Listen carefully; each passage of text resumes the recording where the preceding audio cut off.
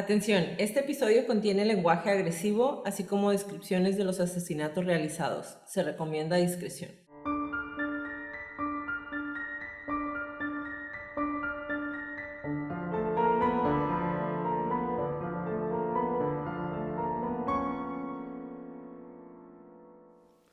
Hola a todos, bienvenidos a Crónicas de Crimen. Yo soy su host, Jacqueline López, y me acompaña, como de costumbre, la Leti Mosqueda. Hi, Leti. Hi, Jackie. Queremos invitarlos a nuestras redes sociales, Facebook, Instagram, YouTube, X, Patreon, a que nos den follow. Ahí subimos información y fotos de las crónicas, a que nos pichen un café en el Patreon y a que nos compartan con sus conocidos. Es la única manera de que más gente pueda escuchar nuestras crónicas. Comenzamos.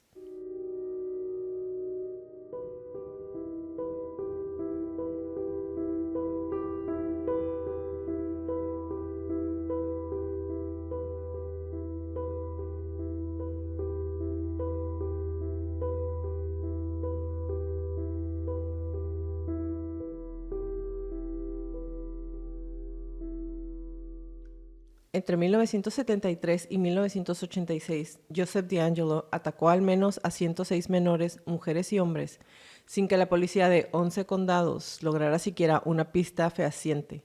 Esto en caso de que se haya limitado a 11 condados y a estos años, por lo que en realidad su alcance y seguramente fue mucho más grande. Pero no tenemos pruebas. Más allá de todo eso, las víctimas pensaron, y con toda naturalidad, que nadie nunca les haría justicia, tras más de 4 décadas sin una pista de quién era el malnacido que les había causado tanto dolor. Cada tanto alguna pista nueva revivía su dolor. En 2001, por ejemplo, se determinó que el abusador serial del norte de California era la misma persona que cometía asesinatos seriales en el sur del estado. Esto lo puso en las grandes ligas del crimen junto al Night Stalker Richard Ramírez, con 14 desvividas en 2 años, y el asesino del Zodíaco, a quien nunca se descubrió y por lo tanto no tenemos un total de sus asesinatos. Este tipo realmente había sido el peor por muchísimo más. En la noche del 24 de abril del 2018, los agentes del sheriff del condado de Sacramento arrestaron a DeAngelo en el patio lateral de su casa en Sacramento. Fue acusado de 8 cargos de asesinato en primer grado con circunstancias especiales. El 10 de mayo, la oficina del fiscal de distrito del condado de Santa Bárbara acusó a DeAngelo de 4 cargos adicionales de asesinato en primer grado. DeAngelo hizo una especie de confesión después de su arresto que se refería crípticamente a una personalidad interna llamada Jerry, que lo había obligado a cometer la ola de crímenes que terminó abruptamente en 1986.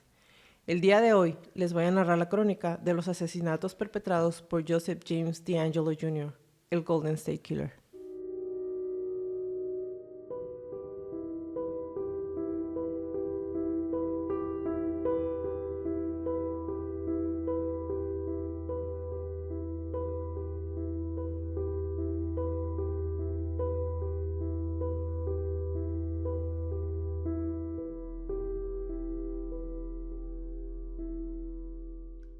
Quiero que sepan que de este tipo pudiéramos hacer fácilmente una temporada completa, Sí. por la cantidad de información, las ramas de investigación y las historias de cada una de las víctimas que se lograron rescatar o de las cuales se logró hacer un compendio.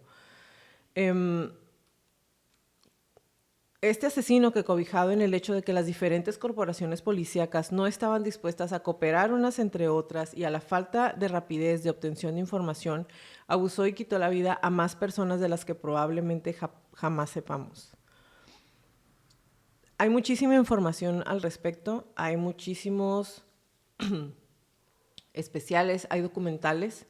Los más famosos son El asesino sin rostro, que ahorita está en Max, Evil Among Us, que está en Tubi, y Golden State Killer en Prime Video o en Apple TV. Esos son como los más famosos, pero hay muchísimos otros documentales.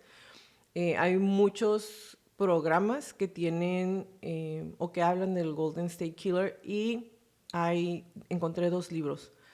Honestamente no los vi todos, pero si quieren entrar en el pozo sin fondo en el que viví las últimas semanas, pueden ver cualquiera de esos que les estoy mencionando. Además de que el libro I'll Be Gone in the Dark, One Woman's Obsessive Search for the Golden State Killer, de Michael McNamara, o Desapareceré en la noche, La obsesión de una mujer por encontrar al Golden State Killer, de Michael McNamara, que fue una escritora... Michelle McNamara, que fue una escritora que se obsesiona con este caso y que era esposa de un comediante muy famoso, Peyton Oswalt. Su libro salió a la luz 2 años después de que ella falleciera y meses antes de que el asesino al final fuera aprendido. Entonces, con base en eso, saqué la información que les voy a presentar el día de hoy. Y me gustaría que me dijeras cómo te hizo sentir la investigación de este hijo de su ramera progenitora. Este infeliz gusano. Fíjate que me pasó algo muy parecido a lo de Michelle McNamara. También se convirtió como en una obsesión diferente porque ya sabemos quién es. Pero conecté mucho con la obsesión que le dio de investigar todo, leer todo lo que estuviera a su alcance. Así fue como me pasó también en estas semanas desde que lo escogimos. Fue como empezar a abrir páginas de revistas, de periódicos, de las investigaciones, del caso legal, ver algunos pedazos de algunos documentales y vi casi todo completo el de Michelle, porque ya hacia el final se enfoca más en la historia de Michelle y no tanto en la historia de Joseph, y es lo que yo estaba buscando, pero fue como... Lo que nos pasa siempre es el qué horrible todo lo que pasaron las sobrevivientes, las víctimas, pero yo quería saber qué lo motivó, o sea, qué lo hizo llegar a hacer todo esto. Y en el documental el programa con Michelle, uno de los periodistas que le ayuda hace una pregunta que no supe cómo contestar, porque dijo... Es una de las periodistas, no es un periodista. Y ella dice, perdón, mi lugar siempre va a ser junto con las víctimas. Pero puedes también sentir empatía, compasión por los familiares de Joseph. Y yo hasta le puse pausa y me quedé pensando un ratote y dije, no me había planteado la pregunta así tal cual. Y al escuchar a los familiares hablar de él y de cómo no corresponden las dos personas, la persona que cometió los crímenes, que ahora está en las noticias, que estaba siendo arrestada o que iba a ser enjuiciado, contra la persona, el familiar, el tío, el casi papá, el esposo, el exnovio. O sea, como que no... Tener que casar esas dos versiones, ni siquiera me lo puedo imaginar. Y fue, o sea, verlos tristes y llorando por lo que su familiar hizo, fue interesante, fue muy interesante y... No, sigo sin poder contestar la pregunta. Esa pregunta también la hicimos cuando hicimos al BTK. Sí. Porque el BTK, inclusive su hija, hace un libro y ahorita ella ayuda a personas sobrevivientes de ataques porque ella en automático entró en shock primero que nada. Digo, para los que no han visto el episodio que hicimos del BTK o Dennis Rader, su hija ya estaba grande cuando a él lo atrapan y para ella fue un shock porque era un papá perfecto para ella. Sí. Entonces, digo, también trae mucho que ver ahí, pero sí, o sea, sí. Es una pregunta interesante. Hay un buen traumita ahí. Bueno, según el fiscal del condado de Sacramento, Tien Ho, DeAngelo se dijo a sí mismo lo siguiente mientras estaba solo en una sala de interrogatorio policial después de su arresto en abril del 2018. Cito: no tenía la fuerza para empujarlo. Él me obligó. Se fue conmigo. Era como si estuviera en mi cabeza. Quiero decir, él es parte de mí. No quería hacer esas cosas. Empujé a Jerry y tuve una vida feliz. Hice todas esas cosas. Destruí todas esas vidas. Así que ahora tengo que pagar el precio. Los detectives ignoraron las solicitudes iniciales de DeAngelo de hablar con un abogado, citando más tarde una teoría legal de que esta posible violación de Miranda o de los derechos Miranda estaría justificada con el entendimiento de que los fiscales no podrían usar la entrevista en contra del acusado en la corte. ¿Okay? Esa entrevista no iba a ser válida. DeAngelo no podía ser acusado de violación o robo, ya que el plazo de prescripción había expirado para esos delitos en todos los casos. Y pues ya saben, Pasado el tiempo en que el Congreso haya decidido que es suficiente para que prescriba el delito, las víctimas milagrosamente ya no tienen un trauma por haber sido abusadas, muchas de ellas con violencia, delante de sus parejas, de sus hijos y en su propia casa, el único lugar donde deberíamos de sentirnos más seguras. Entonces, ese pequeño inconveniente, el hecho de que ya haya pasado ese tiempo, ya no iba a poder ser utilizado en contra del DeAngelo. Pero fue acusado de 13 cargos de asesinato y 13 cargos de secuestro. DeAngelo fue procesado en Sacramento el 23 de agosto del 2018 y en noviembre del 2018 los fiscales de los 6 condados involucrados estimaron colectivamente que el caso podía costar a los contribuyentes $20 millones y durar alrededor de 10 años. Y entonces, obviamente tampoco queríamos que el caso durara 10 años y mucho menos que los contribuyentes tuvieran que pagar $20 millones para poder encarcelar al maldito este. En un procedimiento judicial del 10 de abril del 2019, los fiscales anunciaron que buscarían la pena de muerte y el juez dictaminó que se podían permitir cámaras dentro de la sala del tribunal durante todo el juicio. DeAngelo, de 74 años, fue arrestado después de que se encontrara su ADN en una web de genealogía. Ahorita vamos a platicar más acerca de eso, claro que yes.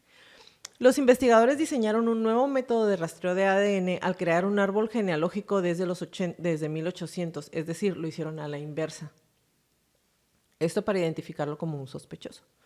Los detectives lo siguieron y recogieron basura que DeAngelo había tirado, y así encontraron que su ADN coincidía con el de varias escenas del crimen.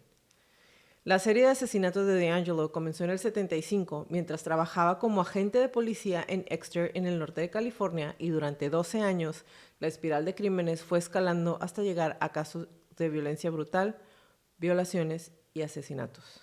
Nuevamente, no es que sea 100% seguro que solo duró este periodo de tiempo, es que solo de ese periodo existen pruebas. No sabemos si después de esto realmente dejó de asesinar y abusar de mujeres y hombres, o solo se volvió más diestro y ya no dejó más evidencia con su ADN en las escenas del crimen.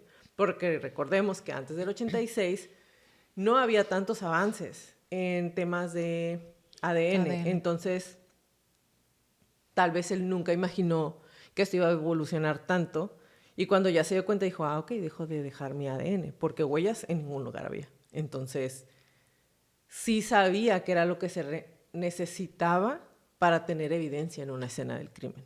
Lo vamos a ver más adelante, más a detalle. ¿Cómo empezó todo esto? ¿Cómo es que un policía, y honestamente en Estados Unidos no es algo que me extrañe, y aquí tampoco, pero cómo es que un policía se volvió el enemigo que él mismo estaba buscando? Pues vámonos con la historia de DeAngelo, ¿ok? Joseph James DeAngelo Jr. nació el 8 de noviembre de 1945 en Bath, Nueva York, hijo de Caitlin o Kay Louise DeGroat y Joseph James DeAngelo Sr., un sargento del ejército de Estados Unidos. Era de ascendencia italiana y tenía 2 hermanas mayores, Connie y Rebecca, y un hermano menor, John. Un pariente informó que cuando DeAngelo era niño, presenció cómo abusaron sexualmente de Connie por parte de 2 aviadores en un almacén en Alemania Occidental, en donde la familia estaba estacionada en ese momento. Y después de la condena de DeAngelo, Rebecca afirmó que su padre abusaba de él mientras él crecía. ¿Okay? Entre 1959 y 60, DeAngelo asistió a la Mills Junior High School en Rancho Cordova, en California, y a partir del 61 asistió a la Folsom High School, de la que recibió un certificado en 1964. Jugó en el equipo de béisbol de la escuela, y los fiscales informaron que cometió robos, robo de correo, y torturó y le quitó la vida a animales durante su adolescencia. ¿Okay? Ya sabemos que torturar animales y robo es parte de la triada de un asesino en serie.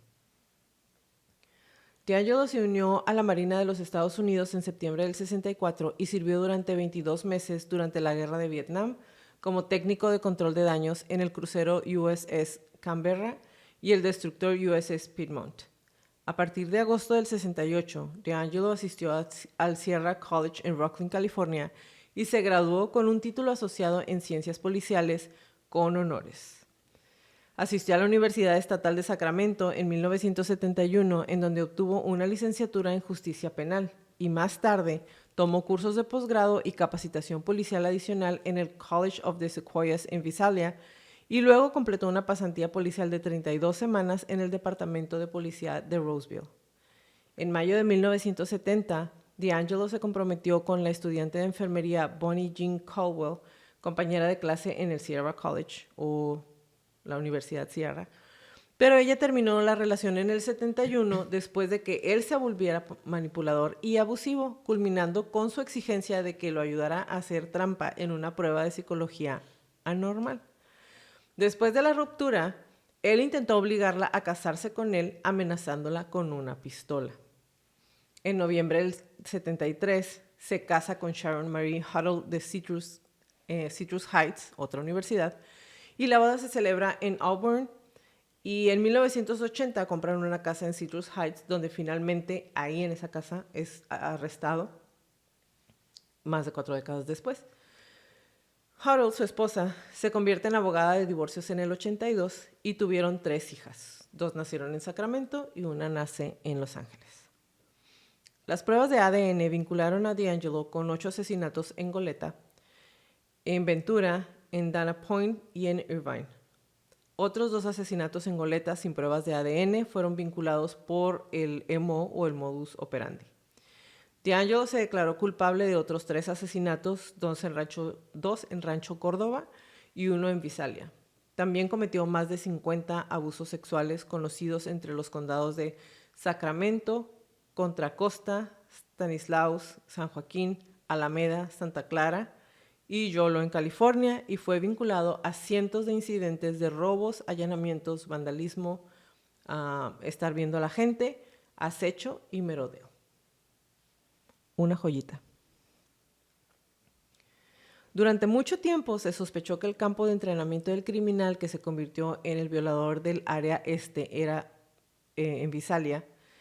Crímenes anteriores de Visalia que datan de mayo de 1973 y otras oleadas como la del ladrón de gatos de Córdoba y el saqueador de Exeter, así como los robos de Visalia que tuvieron lugar después del tiroteo del detective William McGowan, ahora también se sospecha que están vinculados con DeAngelo.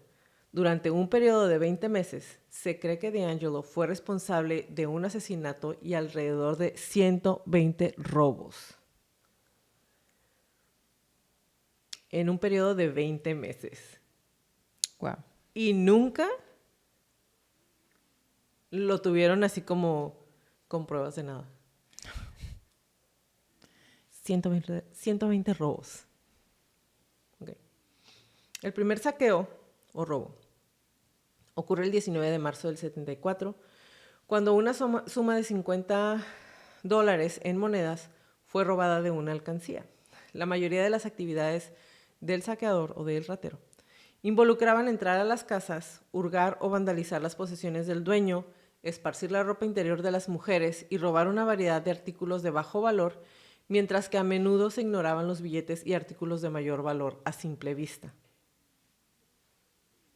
Y era pues paranoia. O sea, obviamente te dabas cuenta que te habían robado, pero no pensabas que te habían robado nada. Sí, podrías pensar hasta que lo perdiste o lo pusiste en... No, porque sacaba la ropa. O sea, Bueno, sí sí. desordenaba la casa lo suficiente para que te asustes, pero no sepas que te robaron. Sí. El saqueador también solía ordenar o exhibir artículos en la casa. Los artículos vaciados incluían alcancías, frascos de monedas, y los artículos robados a menudo incluían sellos blue chip, monedas extranjeras o históricas y artículos personales, como aretes, gemelos de las mancuernillas, anillos o medallones. Pero también incluían 6 armas y varios tipos de munición. También eran comunes los saqueos múltiples el mismo día, incluidos 12 incidentes separados el 30 de noviembre de 1974, y las características comunes de los robos incluían escalar vallas y moverse por rutas establecidas como parques, pasarelas o callejones, zanjas y senderos, intentar abrir a la fuerza múltiples puntos de entrada, en particular las ventanas, dejar abiertos múltiples puntos de escape, en particular ventanas, así como las puertas de la casa, el estacionamiento y el jardín, mover mosquiteros o screens, quitados sobre camas o dormitorios, colocar elementos de advertencia como platos o botellas contra las puertas y en las manijas de las puertas y usar guantes, dada la ausencia de evidencia de huellas dactilares en todos los lugares donde entró a robar.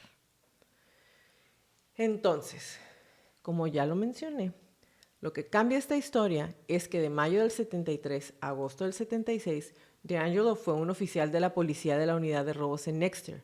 O sea que la mayoría de sus robos fueron realizados mientras él era policía en el área de robos. ¿Ok? De ahí su expertise. Exactamente. Entonces, habiéndose mudado desde Citrus Heights, luego sirvió en Auburn desde agosto del 76 hasta julio del 79, cuando fue arrestado por robar un martillo y repelente para perros. Fue sentenciado a 6 meses de libertad condicional y despedido en octubre del 79. Durante el proceso de despido, DeAngelo amenazó con matar al jefe de policía y después acosó la casa del jefe de policía en ese entonces. El 11 de septiembre del 75, DeAngelo irrumpe en la casa de Claude Snelling, de 45 años. Snelling, profesor de periodismo en el College of Sequoia o Universidad de Sequoia, había perseguido previamente a un merodeador o a una persona que vio que había descubierto debajo de la ventana del dormitorio de su hija de 16 años alrededor de las 10 de la noche el 5 de febrero del 75.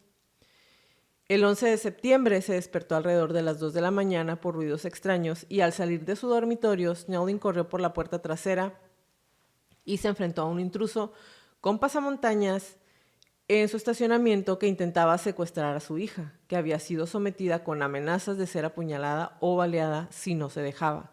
Luego Snelling recibió 2 disparos, se tambaleó de regreso a la casa con su esposa y luego perdió la vida. Después del tiroteo, el agresor golpeó y pateó a la hija, dejándola en el suelo y huyó de la escena. Una bicicleta robada atada al agresor fue encontrada cerca en el 615 Redwood Street o calle Redwood después del asesinato. Beth Snelling, de 16 años, se sometió a hipnosis para reunir más detalles y la policía de Visalia también dedicó más recursos para detener al robador o al ratero y se ofreció una recompensa de $4,000. Se establecieron vigilancias nocturnas cerca de las casas que había merodeado anteriormente, pero los saqueos continuaron. Entonces, hasta aquí. Ya vimos qué credenciales para hacer este tipo de mal, este tipo de robos, este tipo de conductas delictivas, allanamientos, las tenía, porque se había estado preparando tanto jurídicamente, digámoslo así, como físicamente, porque fue Marine, estuvo en el cuerpo de la policía, se entrenaba todos los días, tenía conocimiento técnico, tenía los conocimientos de las evidencias, de balística, porque todo eso lo estudió. Entonces era una persona que estaba muchísimo más preparada que la mayoría de las personas que inclusive trabajaban con él y obviamente que la mayoría de sus víctimas. Algo que hacía muy seguido era, y lo vamos a ver un poquito más adelante, recorría las zonas por días y se iba por zona. Es decir, una casa, 2 casas después, una cuadra después, bla, bla, bla, durante el mismo como periodo de tiempo. Entonces, alrededor de las 8:30 del 12 de diciembre, esto es un par de meses después, de 1975, un hombre enmascarado, nuevamente con pasamontañas, entró en el patio trasero de una casa en el 1505 de la avenida Cahuea, cerca de donde se había informado que el ratero había estado frecuentando. Cuando el detective William McGowan, que estaba de vigilancia dentro del estacionamiento, intentó detener al hombre, el sospechoso gritó, se quitó la máscara y fingió rendirse después de que McGowan le tirara un tiro de advertencia. Sin embargo, cuando ya se iba acercando, después de saltar la valla de la casa en el 1501, también sacó un revólver con su mano izquierda y disparó una vez cerca de la cara de McGowan, destrozando su linterna. Los oficiales entonces se acercaron corriendo a ayudar a McGowan y el tirador pudo escapar. Los elementos recogidos como prueba incluían la linterna, huellas de zapatillas de tenis y parte de las cosas que se había robado, que eran sellos Blue Chip y un calcetín lleno de monedas. Eso era lo que se había robado de las casas. ¿Okay?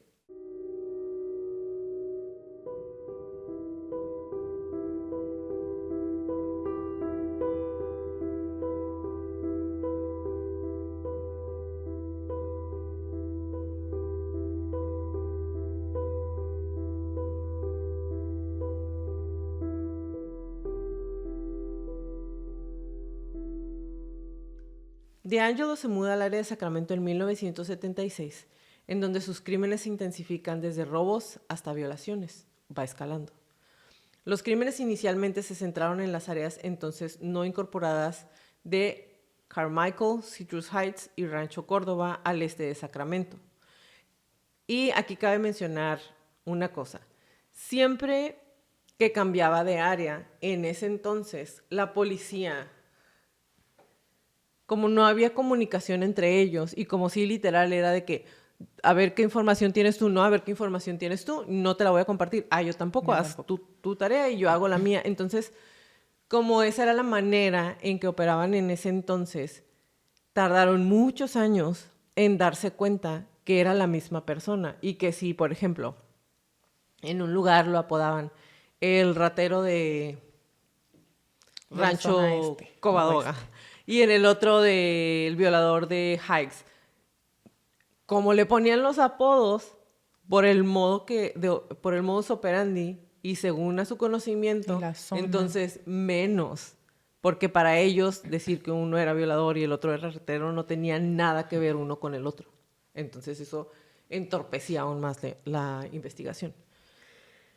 Se muda entonces en el 76 y está en todas estas áreas. Su modus operandi era iniciar a acosar o acechar los vecindarios de clase media por la noche en busca de mujeres que estuvieran solas en las casas de una sola planta, generalmente cerca de una escuela, un arroyo, un sendero u otro espacio abierto en donde pudiera salir corriendo si alguien escuchaba o si alguien llegaba a verlo. Fue visto en varias veces, pero siempre huyó con éxito. En una ocasión, inclusive, disparó e hirió gravemente a un muchacho que lo iba persiguiendo.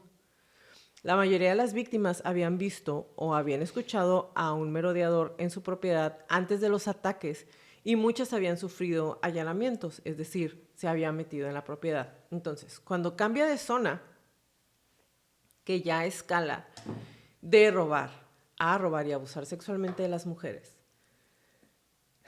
primero iba y estaba investigando, y ahorita lo vamos a ver un poquito más adelante. Algunas víctimas hasta les hablaba por teléfono para decirles lo que les iba a hacer.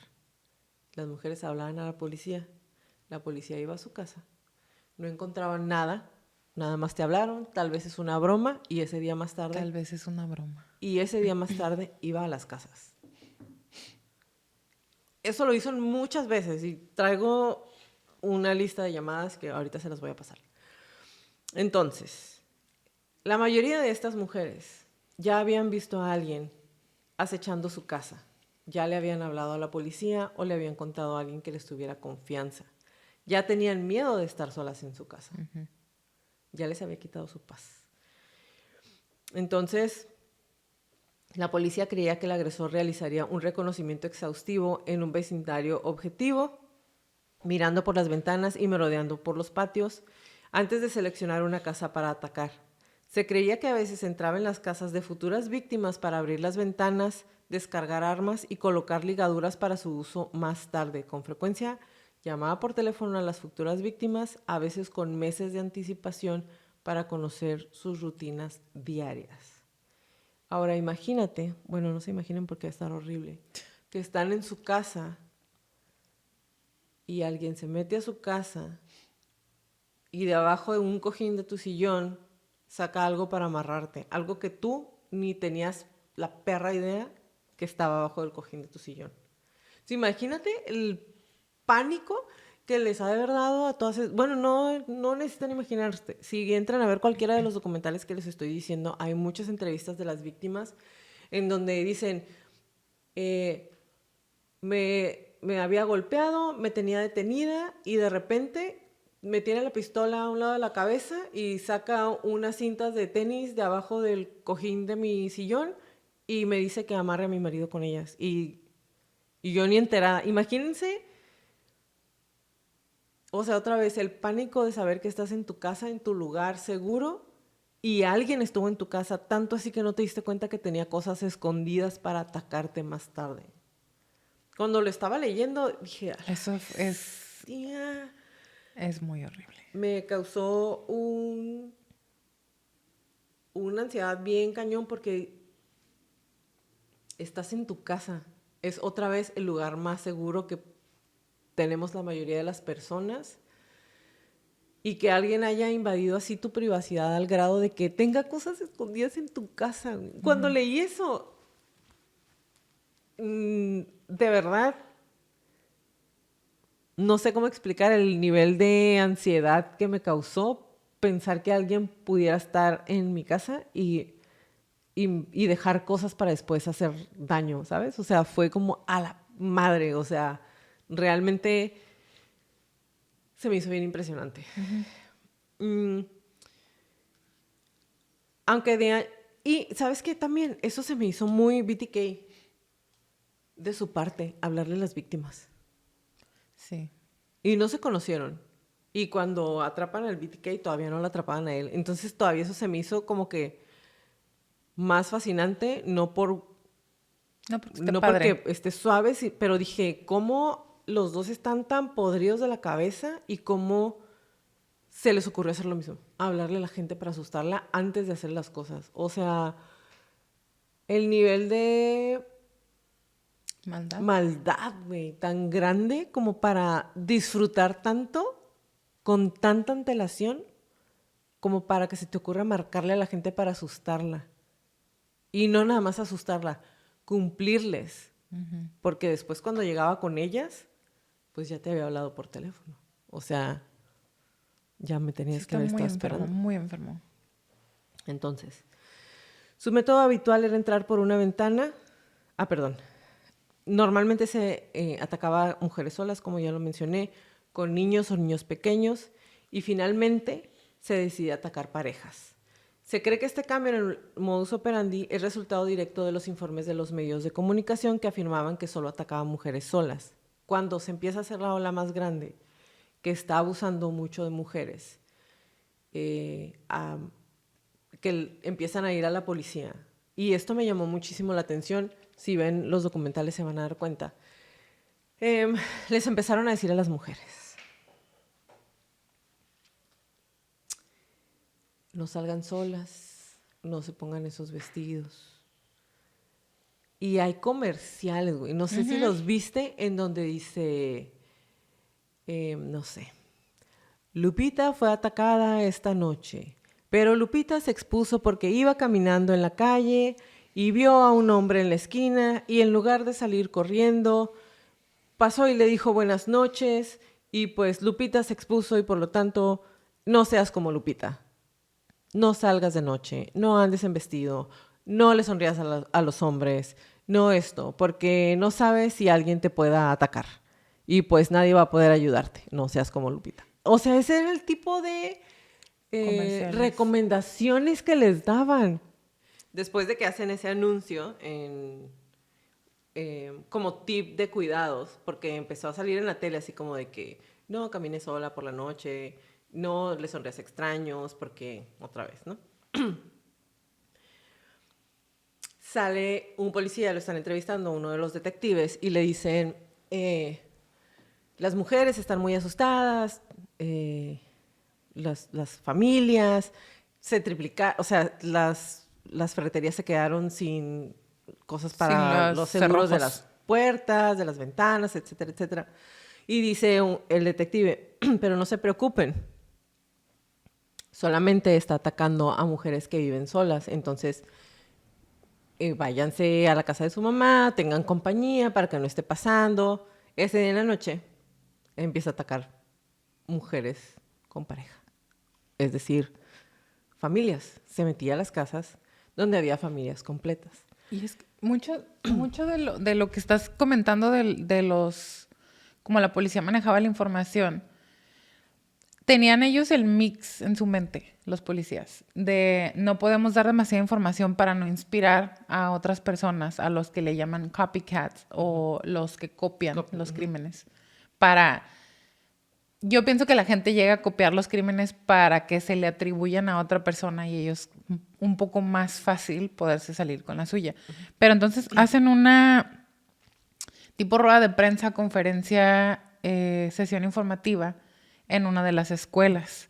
Le hablan a los padres de familia para darles precisamente estos consejos maravillosos de no dejes a tu hija sola, que no se vista de cierta manera, no andes en la calle, si sales del trabajo tarde, pues no salgas del trabajo tarde. ¿Sabes? Como ese tipo de soluciones que se siguen sugiriendo ahorita. Y siempre es centrar la culpa o la responsabilidad de prevenir el crimen en las mujeres, en las potenciales víctimas.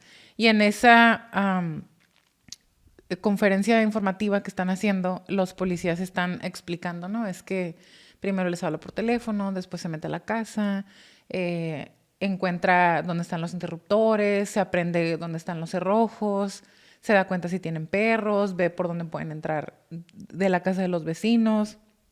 Y están explicando y un señor se levanta y le dice, como que confronta a la policía, no me acuerdo si era la policía o ya era el FBI, pero le dice tipo, estás echando mentiras, es imposible. Es imposible que alguien se meta a mi casa, yo no me dé cuenta, o que ya estando ahí, yo no vaya a defender a mi familia. Y dice el señor, que se mete alguien a mi casa y que yo lo mato a golpes. Yo sí voy a defender a mi familia. Un hombre que se llama hombre a sí mismo y se respeta, defendería a su familia por encima de todo. ¿Y qué dijo el D'Angelo? D'Angelo estaba en esa... Vamos a hacerlo. Se presume que estaba en esa sesión de información y ese día en la noche o al día siguiente en la noche se mete a la casa de ese señor. O sea... Vengo a que te defiendas y me mates a golpes. Para mí es si sí estaba ahí, porque sería mucha casualidad si no. Si sí estaba ahí, dijo, aceptó el reto. Lo sigue a su casa, se espera y después, ¿sabes? Es como ese nivel de maldad, como bien dijiste. Sí. O sea, aceptó el reto. Ajá. Porque después salen a decir que tampoco se metía en donde había perros grandes. También. Bueno, vamos a hacerlo también. Entonces era todo lo que la policía en sus entrevistas con los medios sabiduría. O en su información decía que él no estaba haciendo, reto aceptado. Y al siguiente día lo hacía. O en su siguiente ataque era exactamente lo que hacía. Entonces, cualquier pizca de paz que la policía quería darle a la sociedad en general, él se la arrebataba. En el siguiente golpe que daba, se las quitaba. Entonces... ¿Y ni así pensaron en ningún momento que él podía...? Digo, sí, más adelante sí es como... Ha de tener un radio scanner. Ha de tener como de esos escáneres de la policía y nos está escuchando. Seguramente tiene conectes en la policía. Y entonces empiezan a ser más herméticos y dejan de compartir información a través de las diferentes dependencias de policíacas. O sea... que si, por darles un ejemplo, la policía de esta zona ya no le va a decir nada a la policía de aquella zona dentro del mismo condado para evitar que si se está filtrando información, se filtre ese pedazo de información. Y lo único que hacían, otra vez, como lo decimos en cada crónica, sí es desde buenas intenciones. El no compartir información. El no aceptar la posibilidad de que sea la misma persona cometiendo todos los crímenes al mismo tiempo, pero nunca les ha salido. Porque aparte, o sea, si en ese entonces la información no viajaba con la misma velocidad de ahorita, imagínense, o sea, atrasaron literal décadas el hecho de que pudieran encontrar al culpable. Entonces, su método habitual después de eso era entrar por la ventana, una puerta corrediza de vidrio, despertar a los ocupantes dormidos con una linterna ya en su cuarto, amenazándolos con una pistola.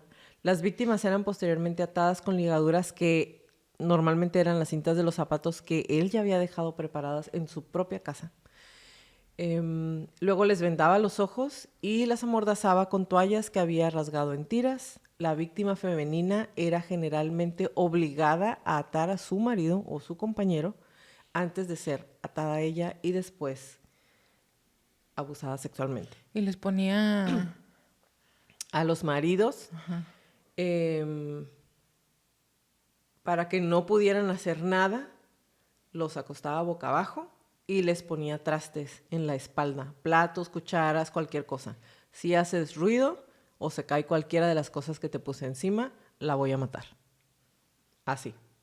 Y entonces, pues realmente era algo muy ingenioso de su parte.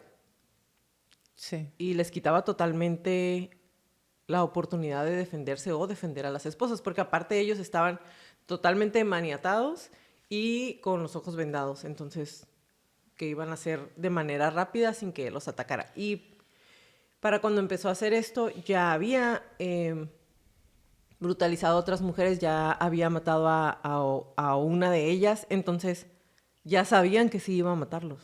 O sea, sabían de antemano que si él les decía, la voy a matar, y ellos hacían ruido, las iba a matar de verdad. Entonces, otra vez el nivel de violencia y de maldad. Las ataduras eran a menudo tan apretadas que las manos de las víctimas estaban entumecidas durante horas después de ser desatadas. Luego separaba a la pareja, a menudo, como ya les dije, apilando platos sobre la espalda del hombre y amenazando con matar a todos en la casa si los escuchaba moverse. Luego trasladaba a la mujer a la sala en la casa y abusaba de ella, a menudo más de 2 o 3 veces. Además de eso, y lo voy a mencionar otra vez más adelante, conforme fue avanzando el tiempo, se tomó más tiempo para hacer las cosas. Cenaba, hurgaba por toda la casa, sacaba las cosas que le gustaban, se tomaba una cerveza, se comía unas palomitas, se ponía a ver la tele en la sala, mientras la mujer estaba ahí abusada, mientras el hombre estaba amarrado arriba en su cama. Hubo ocasiones en donde vio niños, o sea, realmente era una persona que le valía si lo encontraban, si lo descubrían. Lo único que no quería era que lo atrapara la policía, pero de ahí en fuera todo lo demás no le importaba. Entonces, una década después, la policía informó que DeAngelo dijo repetidamente, "Te odio, Bonnie", durante una violación en el 78, en el ataque que se presume fue el número 37. DeAngelo a veces pasaba horas en la casa saqueando armarios, cajones, comiéndose la comida de la cocina, como ya se los mencioné, tomando cerveza.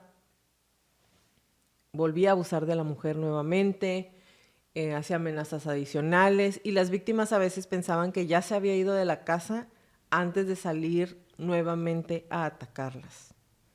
Una joven pareja de Sacramento, Brian Keith Maggiore, de 21 años, policía militar de la base aérea Mather, y su esposa Katie Lee Maggiore, de 20 años, paseaban a su perro en la zona de Rancho Córdoba la noche del 2 de febrero del 78, cerca de donde habían ocurrido 5 ataques de violaciones de esa área. Los Maggiore huyeron después de un enfrentamiento en la calle, pero fueron perseguidos y asesinados a tiros. Algunos investigadores sospecharon que había sido asesinados por el violador del área este debido a su proximidad a los lugares de los otros ataques, y se encontró un cordón de zapatos cerca. El FBI anunció el 15 de junio del 2016 que estaba seguro de que el violador del área este había asesinado a los Maggiore. El 29 de junio del 2020, DeAngelo se declaró culpable de estos asesinatos y ahí es cuando dicen, pues tal vez es el mismo. Quizá. Poco después de la violación cometida el 5 de julio del 79, DeAngelo se muda al sur de California y empieza a asesinar a sus víctimas. Primero en el condado de Santa Bárbara, en octubre. Los ataques duraron hasta 1981, con un único ataque en el 86. Solo la pareja del primer ataque sobrevivió, alertando a los vecinos y obligando al intruso a huir. A partir de ahí, todas las demás víctimas fueron asesinadas a tiros o a golpes. Como DeAngelo no estuvo vinculado a estos crímenes durante décadas, se le conocía como el Night Stalker en la zona, antes de ser rebautizado como el Night Stalker original, después de que el asesino en serie Richard Ramírez se quedara con el antiguo apodo. O sea, pensaron que él era el Night Stalker. Cuando sale Richard Ramírez, dicen que él es el Night Stalker y luego se dan cuenta que el primero no había cometido los mismos asesinatos que Richard Ramírez, entonces eran 2 Night Stalker, ¿okay? O 2 acechadores de la noche, acechador nocturno. En el 79, el 1 de octubre, un intruso entró a la casa y ató a una pareja de Goleta. Alarmados al oírle decir "los mataré" para él mismo, el hombre y la mujer intentaron escapar cuando él salió de la habitación y la mujer gritó. Al darse cuenta de que que había tirado el arma, el intruso huyó en la bicicleta. Un vecino, un agente del FBI, respondió al ruido y persiguió al agresor, que abandonó en la bicicleta. Luego la soltó y se le cayó un cuchillo y escapó a pie por los patios traseros de la zona. El 30 de diciembre también del 79, el cirujano ortopédico de 44 años, el doctor Robert Offerman, y la psicóloga clínica de 35 años, doctora Deborah Alexandria Manning, fueron encontrados muertos a tiros en el dormitorio del condominio de Offerman en Avenida Pequeña en Goleta. Manning también había sido abusada sexualmente. 2 de sus anillos fueron encontrados escondidos entre el colchón y el marco de la cama cerca de su cuerpo. Las ataduras de Offerman estaban desatadas, lo que indica que se había abalanzado sobre el atacante. Los vecinos habían escuchado disparos. Se encontraron huellas de patas de un perro grande en la escena, lo que llevó a la especulación de que el asesino había llevado un perro con él. El asesino se comió las sobras de pavo de Navidad del refrigerador de los Offerman, dejando los restos en la cocina. También hubo evidencia de que el asesino había entrado en el condominio contiguo vacío y robado una bicicleta que fue luego encontrada cuando la abandonó para salir corriendo. El 13 de marzo de 1980, la diseñadora de interiores Charlene Smith, de 33 años, y el abogado Lyman Smith, de 43, fueron encontrados asesinados en su casa de Ventura. Charlene también había sido violada. Un tronco de una pila de leña en el costado de la casa fue utilizado para golpear a las víctimas hasta quitarles la vida. 3 días después, el hijo de 12 años de Lyman los descubrió cuando pasó a cortar el césped. El despertador del dormitorio de su papá seguía sonando. Sus muñecas y tobillos habían sido atados con un cordón de cortina. Un nudo chino inusual en forma de diamante fue utilizado en las muñecas de Charlene. El mismo nudo se observó en ataques posteriores del violador en el área, de los cuales al menos un caso confirmado era conocido públicamente. Por lo tanto, ahí se le da otro apodo, el asesino del nudo de diamante. Ahora, como ya lo hemos mencionado antes, el hecho de que les den este tipo de apodos, número 1, los hace más famosos y les da más atención, que es lo que ellos quieren. Normalmente sí. Y número 2, yo pienso que si tienen un apodo y en otro condado tienen otro apodo para otra persona, los hace asumir que no es el mismo delincuente. Porque si están diciendo es que hace un nudo de esta manera y el infeliz gusano se entera de que se dieron cuenta o se da cuenta que el nudo está como muy raro y simplemente lo cambia, a partir de ahí ya no va a ser el mismo sospechoso. Ya se abre otra... Ajá, otra. Entonces, ¿cómo se iban a dar cuenta que era la misma persona la que estaba cometiendo tantísimos? O sea, yo pienso que es... En adultos, pienso que es el que más víctimas ha tenido de los que hemos hecho, porque los demás han sido con niños, pero en adultos, en serie... Sí, fue muy prolífero. Pienso que ha sido el que más. Si no es el más, es de los más prolíferos. Entonces, Larry Compton, que investigaba los casos de Costa, leyó la noticia y pensó, es él, estoy seguro. Llamó al sheriff de Santa Bárbara para compartir su corazonada y el sheriff de Santa Bárbara dijo, puede ser, pero déjame reviso porque no estoy seguro que sea el mismo. El 19 de agosto también de 1980, Keith Ellie Harrington, de 24 años, y Patrice Briscoe Harrington, de 27, fueron encontrados muertos sin vida a golpes en su casa en Cocklershire Drive, en la comunidad cerrada de Nickel Shores, en Dana Point. Patrice también había sido abusada sexualmente. Fue golpeada tan severamente que su cara y su cráneo fueron totalmente destrozados. Aunque había evidencia de que las muñecas y tobillos de los Harrington estaban atados, no se encontró ningún arma homicida ni ligaduras en la escena. Los Harrington habían estado casados durante 3 meses en el momento de sus muertes. Patrice era una enfermera pediátrica en Irvine y Keith era un estudiante del 4º año de medicina en UC Irvine. Estaba en camino de graduarse a principios de diciembre de ese mismo año. El hermano de Keith, Bruce, gastó más tarde casi $2 millones en apoyar la Proposición 69 de California, que autorizaba la recolección de ADN de todos los delincuentes en California y algunos otros criminales. En 1981, el 6 de febrero, Manuela Whittu, de 28 años, fue abusada y asesinada en su casa en Irvine. Aunque el cuerpo tenía signos de haber sido atada antes de ser golpeada, no se encontraron armas homicidas ni ligaduras. Aunque la víctima estaba casada, su marido estaba fuera hospitalizado y ella estaba sola en el momento del ataque. El 27 de julio, Cherry Domingo, de 35 años, y Gregory Sánchez, de 27, se convirtieron en la 10ª y 11ª víctimas del asesinato del Night Stalker. Ambos fueron atacados en la residencia de Domingo en Toltec Way, en Goleta, varias cuadras al sur del condominio de Robert Offerman, donde Domingo vivía temporalmente. Era propiedad de un pariente y estaba a la venta. El agresor entró en la casa a través de una pequeña ventana del baño. Algunos creen que Sánchez pudo haberse dado cuenta de que estaba tratando con el hombre responsable de los asesinatos de Offerman, porque obviamente, como ya se los mencioné, agarraba zonas. Entonces, hacía más de 5 abusos o robos o asesinatos en la misma zona. Entonces, el hombre trató de enfrentarse al asesino en lugar de ser atado, pero una vez más ningún vecino respondió al disparo y la cabeza de Sánchez estaba cubierta con ropa sacada del armario. Domingo fue violada y golpeada. Los moretones en sus muñecas y tobillos indicaban que había sido atada, aunque no estaban las ataduras.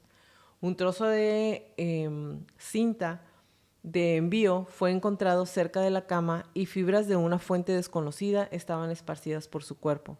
Las autoridades creyeron que el atacante pudo haber trabajado como pintor o en un trabajo similar en el centro comercial Calle Real. Y aquí, güey, o sea, se me hace bien increíble. Y a lo mejor porque estoy sentada aquí en mi silla desde la comodidad de mi casa, diciéndoles, ¿cómo no? Si todo lo demás es igual, pero en lugar de cintas de zapatos, encuentras una cinta que parece de para embalar cajas. Entonces piensas, entonces no es el mismo. De seguro el atacante trabaja como pintor. Aunque todo lo demás es tan similar a todo lo que está pasando de manera consistente, el hecho de que encuentres fibras de una fuente desconocida te hace pensar que es una persona completamente diferente, aunque haya atacado 5 veces en la misma zona. Pienso que es una reacción muy humana. Tratar de negar. Es lo que hablábamos después de Virginia Tech. Tu mente va a buscar en la biblioteca de información que tiene lo menos amenazante. Es más fácil asimilar el hecho de que... Le pegué al micrófono. Es más fácil, yo pienso, asimilar que hay muchos crímenes al mismo tiempo que no están relacionados a que una persona tenga esa plasticidad, tantas habilidades, tanta planeación, tanta maldad. Y ni tú ni yo somos policías, pero a ti y a mí nos toca seguido lidiar. A lo mejor en el ejemplo más tonto, si quieren, nos toca lidiar con comportamientos repetitivos y patrones. Y a la hora de exponer la información, que es lo primero que nos dicen, no, pero no creo que sea eso. Tengo toda esta información que demuestra lo contrario. Y de todas maneras quieres pensar. Quieres ver para el otro lado. Quieres ver que no, porque es más fácil, es menos amenazante, yo pienso. El 4 de mayo de 1986, sí, ya sé, me brinqué 5 años, pero eso es lo que dice aquí este hombre. Janelle Lisa Cruz, de 18 años, fue encontrada muerta después de ser abusada sexualmente y golpeada en su casa en Irvine. Su familia estaba de vacaciones en México en el momento del ataque, la casa estaba a la venta y su cuerpo fue descubierto por un agente inmobiliario que pasó por ahí para mostrar la casa a un comprador. El cuerpo de Janelle fue encontrado en su cama, golpeado hasta quedar irreconocible. Hay muchos detalles de este asesinato que estuvo horrible. Era una niña de 18 años y no lo voy a decir, ¿ok? Se cree que la llave de tubo denunciada como desaparecida por el padrastro de Cruz fue el arma homicida. Durante la investigación en Danville del ataque número 42 registrado, los investigadores descubrieron 3 hojas de papel de cuadernos cerca de donde supuestamente había estado estacionado un vehículo sospechoso. Creen que las páginas se cayeron accidentalmente de una bolsa. La primera hoja parece ser un ensayo sobre el general George Armstrong Custer, y la segunda hoja contiene la entrada de estilo diario que describe a un maestro que hizo que los estudiantes escribieran líneas, lo que el autor encontró humillante, y se los voy a leer, ¿ok? Cito. Loco es la palabra que me recuerda el 6º grado. Odié ese año.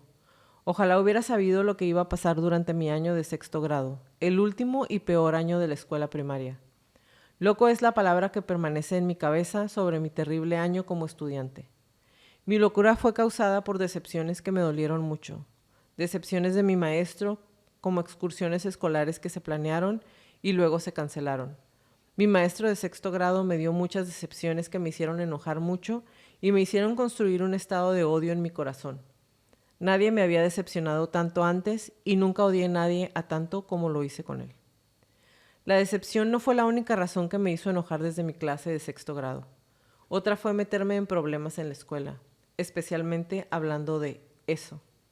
Es lo que realmente me molestaba. Escribir oraciones, esas horribles oraciones que mi maestro me hacía escribir horas y horas. Me sentaba y escribía 50, 100, 150 oraciones día y noche. Escribí esos horribles párrafos que me avergonzaban y, lo que es más importante, me hacían sentir avergonzado de mí mismo. Lo que a su vez, en el fondo, me hizo darme cuenta de que escribir oraciones no era justo. No era justo hacerme sufrir así. Simplemente no era justo hacerme sentarme y escribir hasta que me dolieran los huesos. Hasta que mi mano sintiera cada dolor horrible que alguna vez tuvo, y mientras escribía, lloraba más y más hasta que lloraba porque tenía tanta vergüenza. Lloraba porque estaba disgustado, lloraba porque estaba enojado, lloraba por mí mismo. Chico que seguía teniendo que escribir esas hermosas oraciones. Mi enojo de 6º grado marcará mi memoria de por vida y me avergonzaré de mi 6º año para siempre. En la última hoja había un mapa dibujado a mano de lo que parece ser un vecindario suburbano con la palabra castigo. La palabra estaba garabateada al reverso.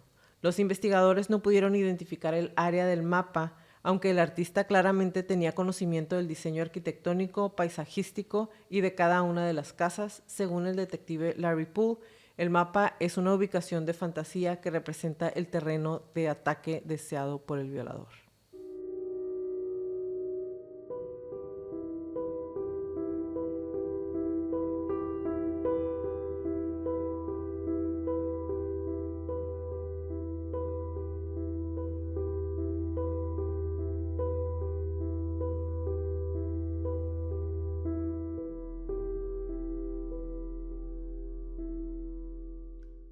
Uno de los aspectos interesantes del modus operandi del violador de la zona era que aparentemente hacía muchas llamadas telefónicas a las víctimas para colgar, normalmente en las semanas previas a un ataque, pero a veces también lo hacía después.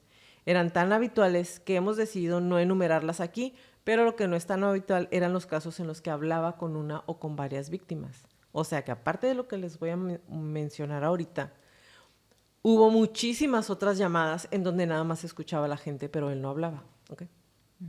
Como eran algo poco frecuentes y podía haber algo que aprender de ellas, se ha incluido una lista completa de las llamadas telefónicas conocidas. Nuevamente, se enumeran solo las llamadas telefónicas en las que habló el agresor. Además, solo se incluyen las llamadas o los eventos telefónicos en los que se cree que la persona que llama es el violador. Hay algunos casos en los que se recibió otra llamada telefónica extraña, pero no se cree que fuera el agresor. Por otro lado, si bien se cree que todas estas llamadas son genuinas, existe también la posibilidad de que algunas de ellas sean una coincidencia. 1976. El 4 de octubre del 76, la víctima número 5 estaba sola en casa con su hijo. Sonó el teléfono y se encontró con el silencio del otro lado. Como había sucedido durante varias semanas, para entonces ya estaba harta de las llamadas silenciosas que colgaban y empezó a gritarle a la persona del otro lado. ¿Quién es? Deja de llamar así. La policía lo sabe y sabe quién eres. La voz contestó: voy a matar a tu marido. Colgó el teléfono, intentó comunicarse con su marido, pero no pudo, así que llamó a la policía. La policía no pudo hacer mucho, pensaron que era una broma y trataron de tranquilizarla. El violador del área la atacó al día siguiente. En 1977, el 18 de marzo, la víctima número 15 contestó el teléfono y habló con un hombre que se identificó como techador. Él pidió hablar con su padre y ella le dijo que sus padres estaban fuera de la ciudad durante el fin de semana. El ataque número 15 ocurrió esa noche. Cuando la víctima le preguntó si estaba esperando una llamada de un techador, su padre le dijo que no. El 18 de marzo del 77, a las 4:15 de la tarde, entró una llamada a la oficina del sheriff. Soy el violador de East Side, dijo la voz masculina. Luego se rió y colgó. El 18 de marzo del 77, a las 4:30, en la oficina del sheriff. Soy el violador del East Side, dijo la misma voz. Nuevamente se rió y colgó. El 18 de marzo, nuevamente en la oficina del sheriff a las 5 de la tarde, dijo: soy el violador del East Side y ya tengo a mi próxima víctima acechada y ustedes no pueden atraparme. Se rió y colgó. El ataque número 15 ocurrió unas horas después. En mayo del 77, 2 mujeres jóvenes que vivían en Brett Drive, una zona muy cercana a la casa de la víctima número 28, recibieron una llamada telefónica acosadora. La persona que llamó dijo: tú eres la siguiente, 3 veces. Las mismas 2 jóvenes se mudaron a Kingsway, una zona todavía muy cercana a la casa de la víctima, y la noche anterior al ataque 28, es decir, el 1 de diciembre del 77, había un merodeador en su jardín. El merodeador les cortó la electricidad. A mediados de agosto del 77, unas semanas antes del ataque 23 en Stockton, empezaron a producirse llamadas telefónicas obscenas en la zona. A finales del 77, el departamento del sheriff de Sacramento recibió una extraña llamada telefónica, supuestamente del agresor, y decía: nunca me van a atrapar, son imbéciles. Soy el violador de la zona este. Voy a follar otra vez esta noche. Tengan cuidado. El 2 de diciembre del 77, a las 8 de la noche, se recibió una llamada en la comisaría. La voz del otro lado decía algo como: voy a cometer otra violación. Voy a cometer otra violación esta noche.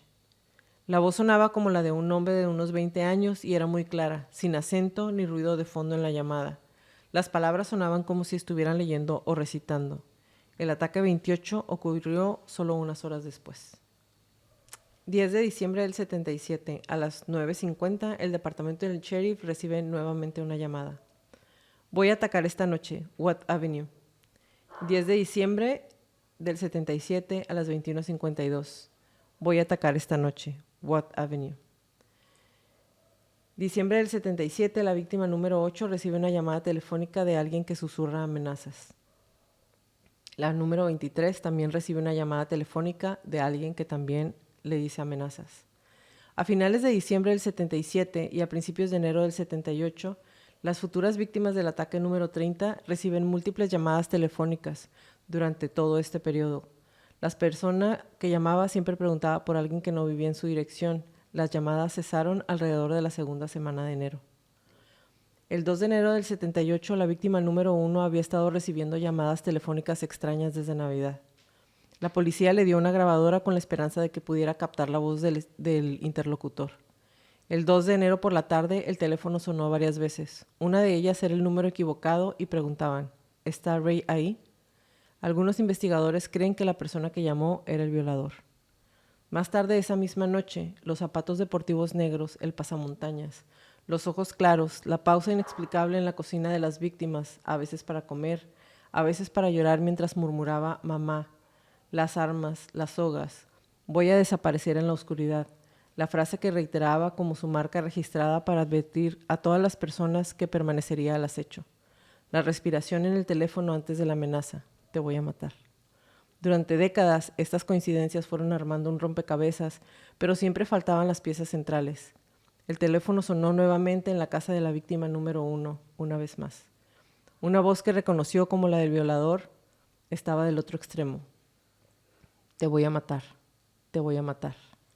Eres una perra, maldita puta, te voy a matar. Hubo un periodo prolongado de respiración profunda y agitada antes de que comenzaran las amenazas. El 20 de enero del 78, la madre de la víctima 27 se despertó con una llamada telefónica. ¿Hola?, preguntó después de levantar el teléfono. No he atacado en un tiempo. Serás mi próxima víctima. Te voy a follar. Nos vemos pronto.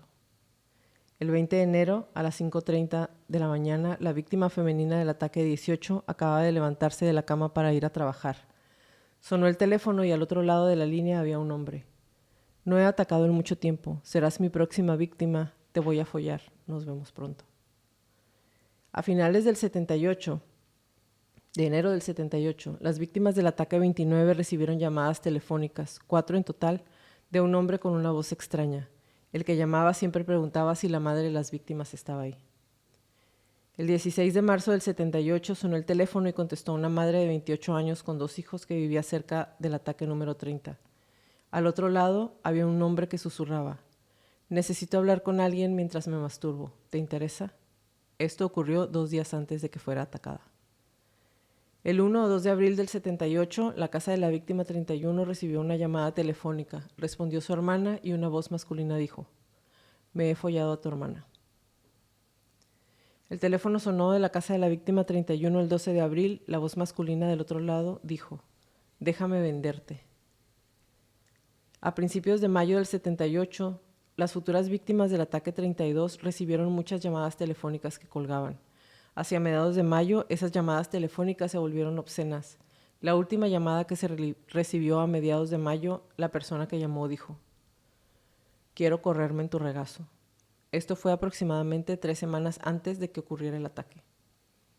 En septiembre del 78, durante todo este periodo, calles como Miner Road, Oak Grove, Veland Court e incluso calles lejanas como Hollis Court recibieron llamadas telefónicas obscenas.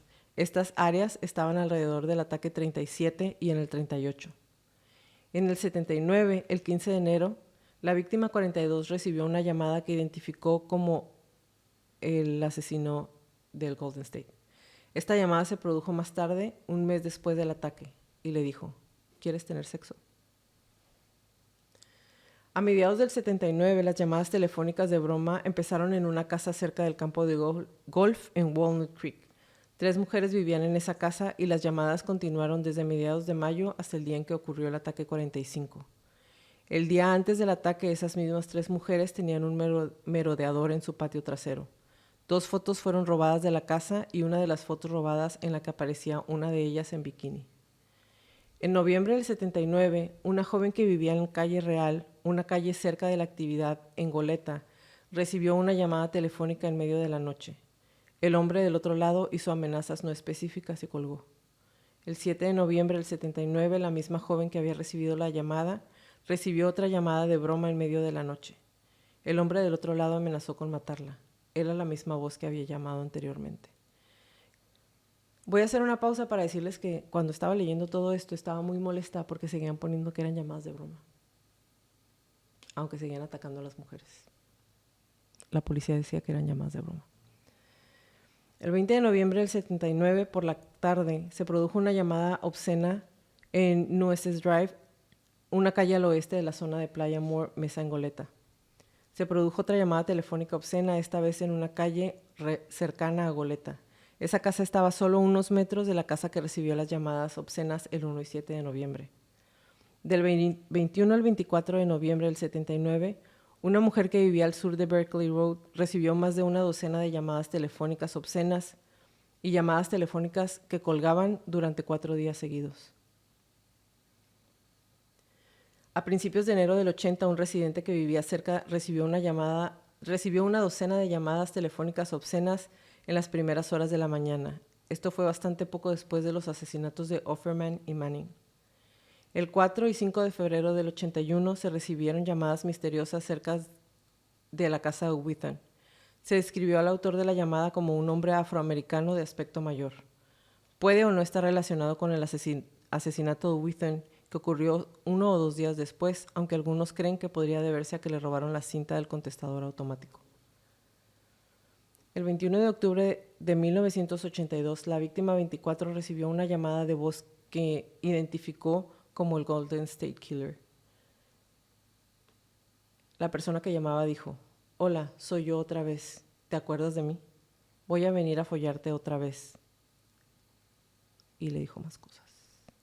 Y esta fue la última llamada que hizo antes de 1986, en donde todo se detuvo. De menos eso es lo que nos están diciendo. Porque, como lo recordamos, los cargos que él tiene por asesinato y los que prescribieron de las violaciones se detienen en el 86, cuando según él le gana a Jerry, la persona que tiene en su cabeza, sí. Y entonces ya empieza a hacer cosas buenas porque se casa y se retira de todo esto. Esta es la última llamada que hace antes de detenerse, o al menos eso es lo que nos dicen. Porque en el próximo episodio les voy a traer la continuación de esas llamadas, que son después del 86, cuando se supone que ya no hacía nada.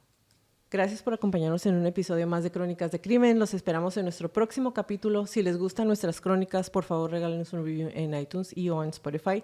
Y suscríbanse a nuestro canal de YouTube, regálenos muchos likes. Y recuerden, si tienen alguna crónica que quieran que pase a la lista de nuestras próximas temporadas, mándenos un correo a info@cronicasdecrimen.mx. Como les repetimos en todas las crónicas, créanle su instinto siempre. Si algo no se siente bien, si algo me dice que salga corriendo, vete. Es mejor parecer paranoico y estar a salvo a quedarte y poner en peligro tu vida.